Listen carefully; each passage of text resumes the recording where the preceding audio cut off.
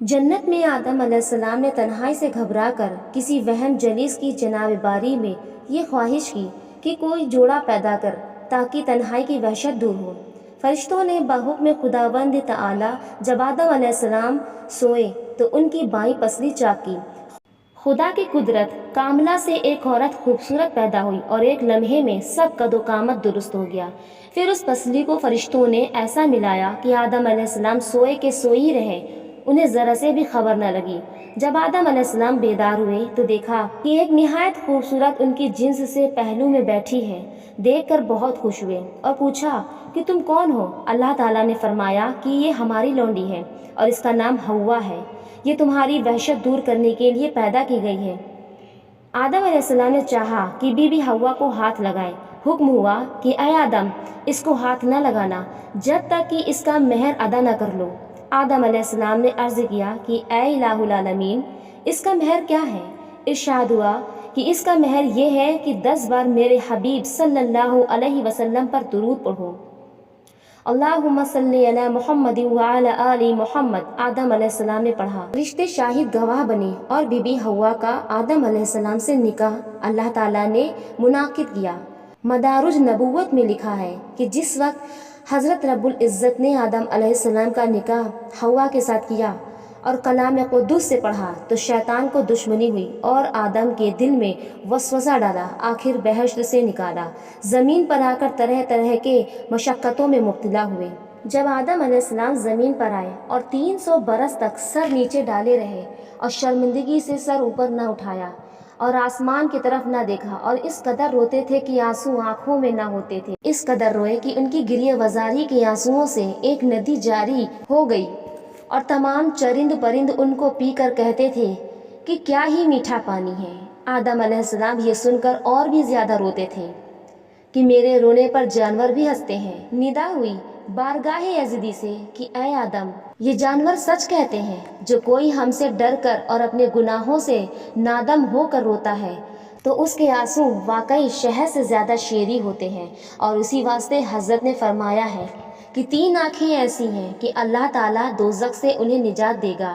एक वो आँखें जो खुदा से डर कर रोए, दूसरी वो आँख जो गुनाहों की चीज़ों को न देखे, तीसरी वो आँख जो खुदा की इबादत के लिए बेदार रहे। जब आदम अलैहिस्सलाम 300 बरस तक रोए और आहज़ारी हद से ज़्यादा गुजरी तो अल्लाह के फजलो करम जोश में आया और जिब्राइल को हुक्म हुआ कि आदम के पास जाओ और अजान कहो।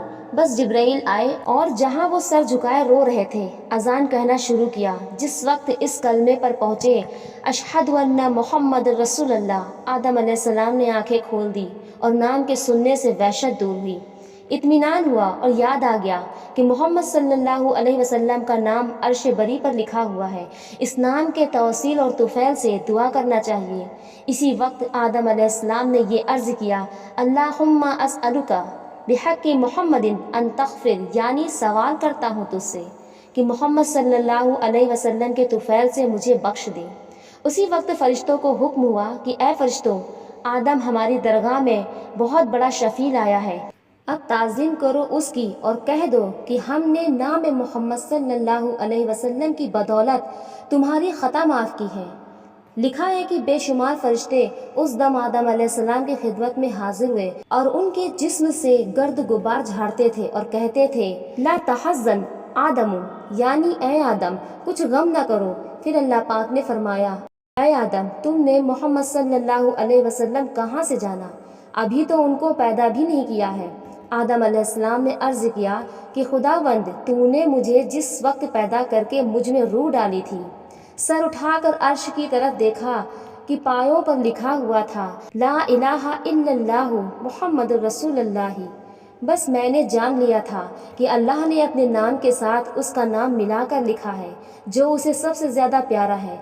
इरशाद हुआ कि ए आदम, तूने सच कहा, वाकई मोहम्मद सल्लल्लाहु अलैहि वसल्लम मेरा हबीब है और जो कुछ मैंने पैदा किया है सब उसी के तुफैल से है।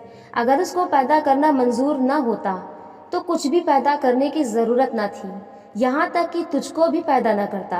अब हमने उसके तुफैल से तेरा कसूर माफ़ किया है اور قسم ہے اپنے عزت و جلال کی کہ جو کوئی تیری اولاد سے محمد صلی اللہ علیہ وسلم کا وسیلہ پکڑے گا اس کی خطائیں ہم معاف کریں گے اور اس کی مرادیں پوری کریں گے۔